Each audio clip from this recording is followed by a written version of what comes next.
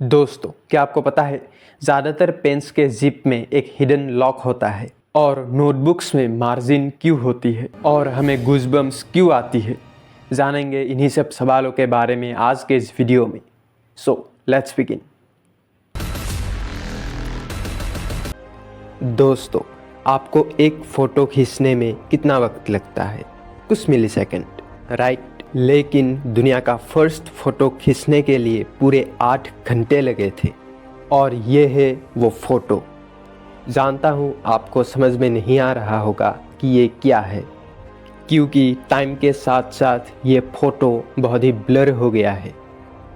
ये फ़ोटो 1826 में जोसेफ निसेफोर निएप्स ने खींचा था। ये फ़ोटो खींचने के लिए उन्होंने एक बड़ा बॉक्स लिया था जिसको कहा जाता है कैमरा ऑब्सक्यूरा। इस बॉक्स में बस एक छोटा सा होल होता है और बस उसी होल से लाइट बॉक्स के अंदर आ सकती है, जिसकी वजह से होल के आगे जो भी है उसका रिफ्लेक्शन बॉक्स के अंदर बनता है। और बॉक्स के अंदर होता है एक मेटल प्लेट जिसमें बिटुमेन ऑफ जूडिया जैसे फोटोसेंसिटिव सब्सटेंस लगा हुआ होता है और जब इसमें लाइट गिरता है तो केमिकल रिएक्शन होता है। जिस जगह में लाइट ज़्यादा पड़ता है, केमिकल रिएक्शन की वजह से वहाँ का बिटुमेन ऑफ जूडिया इनसोल्यूबल हो जाता है और इसी प्रोसेस की मदद से ये फ़ोटो बनाया गया था। इस प्रोसेस में जो केमिकल रिएक्शन इस्तेमाल किया जाता है वो होने में बहुत ज़्यादा वक्त लगता है, इसीलिए इस तरीके से फ़ोटो खींचना आसान काम नहीं था, खासकर इंसानों का, क्योंकि कौन एक ही जगह पे एक ही पोज में 8 घंटे तक खड़ा रहेगा। लेकिन जो भी हो, इसी तरीके से बनी थी दुनिया की पहली फ़ोटो। हालांकि बहुत लोग कहते हैं कि इसके पहले भी बहुत सारे फ़ोटोज़ खींचा गया था, लेकिन उसका कोई भी ठोस प्रमाण नहीं है। दोस्तों, क्या आपको पता है कि नोटबुक्स में मार्जिन क्यों होती है? आप लोगों में से बहुतों को शायद लगता होगा कि ये मार्जिन्स डेट वगैरह लिखने के लिए या फिर राइटिंग से जुड़ी कुछ कमेंट्स लिखने के लिए इस्तेमाल किया जाता होगा, और आप कुछ हद तक सही भी हो, क्योंकि अब नोटबुक्स में मार्जिन का यही काम है। लेकिन जब नोटबुक्स में इन मार्जिन्स बनाने का शुरुआत हुआ तब इसका कारण कुछ और ही था। पुराने ज़माने में सभी इम्पोर्टेंट चीज़ें कागज़ों में ही लिखी जाती थी। तब चूहे के कुतरने से काफ़ी इम्पोर्टेंट डाटा लूज़ होने का खतरा रहता था।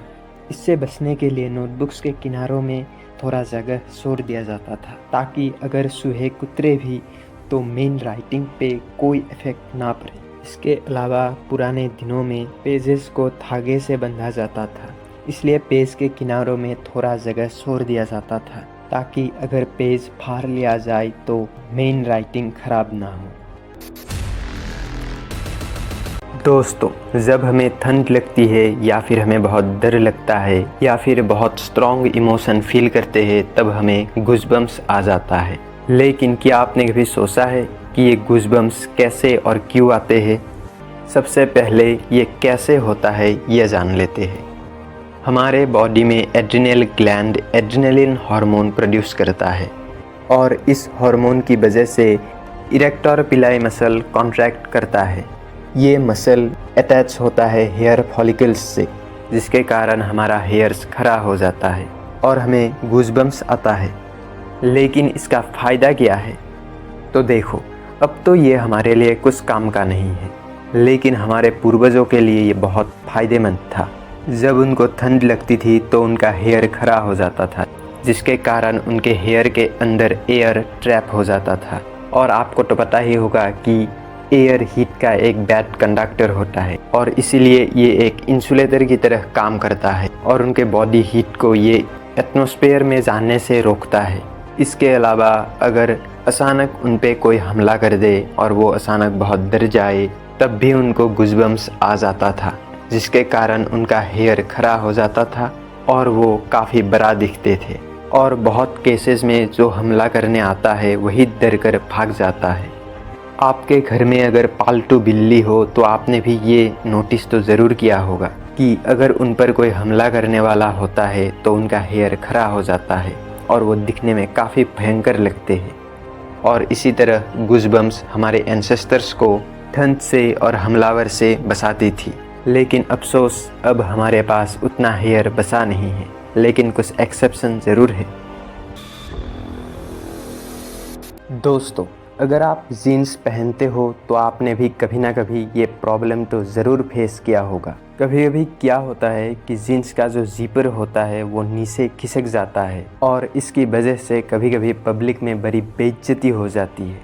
लेकिन इससे बचने का एक बहुत ही आसान तरीका है। ज़्यादातर जीन्स के ज़िपर में एक हिडन लॉक होता है। अगर आप उसको नीचे की ओर टर्न करोगे तो ज़िपर स्लिप नहीं करेगा और इसी तरीके से आप सबके सामने अपने इज्जत का फालूदा होने से रोक सकते हो। अगर आपको ये वीडियो अच्छा लगा तो वीडियो को लाइक करें और चैनल को सब्सक्राइब करें।